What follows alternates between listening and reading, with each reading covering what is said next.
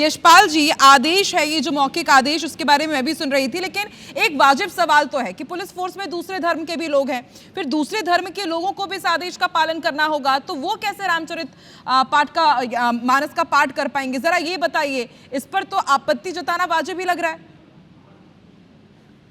आकांक्षा जी, अभी आपकी अपने रिपोर्ट में ही आपने कई प्रश्न खड़े किए हैं और मैं समझता हूँ कि आपकी जो टिप्पणियां थी वो अपने आप इस विषय को मुकाम तक पहुंचाने में सार्थकता लिए हुए। जिस प्रकार से आपने स्वयं ने कहा आकांक्षा जी कि कोई शिकायत अब तक नहीं आई है, किसी को आपत्ति भी नहीं है। आपने ट्रेनिस मुसलमानों के भी बयान, वक्तव्य, उनकी बाइट सुनी है और ये निर्देश कोई थोपा नहीं जा रहा है। अगर किसी की इच्छा हो तो रामचरित भारत का पाठ का पालन करे, न करे तो न करे। आत्मबल बढ़ाने के लिए पुलिस डिपार्टमेंट में अनुशासन होना जरूरी है, उसको लेकर के और अनेक प्रकार की इसी ट्रेनिंग के दौरान जिस प्रकार से व्यक्ति तनाव में रहता है आकांक्षा जी, और उस तनाव से मुक्त करने को लेकर के अगर पाठ करने के का एडीजे श्री राम बाबू सिंह कहते तो क्या आपत्ति है?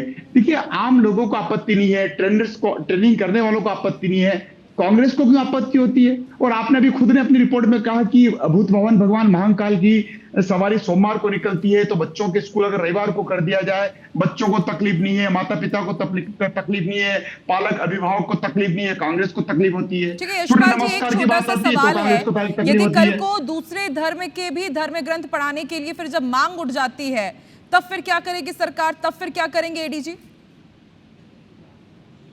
देखिए, तब की बात तब आएगी आकांक्षा जी। आज अगर एडीजी ने मर्यादा पुरुषोत्तम राम के को लेकर के, अगर आत्मबल बढ़ाने को लेकर के, और इससे अनुशासन भी है, और पुलिस का मुख्य मोटो जो है, मुख्य उद्देश्य जो है वो त्याग है, सेवा है और संकल्प है। और 14 वर्ष का वनवास भोगने के बाद भी जो आत्मबल प्रभु श्री राम में था, अगर वही आत्मबल ट्रेनिंग में अगर आएगा तो सोने पे सुहागा होगा।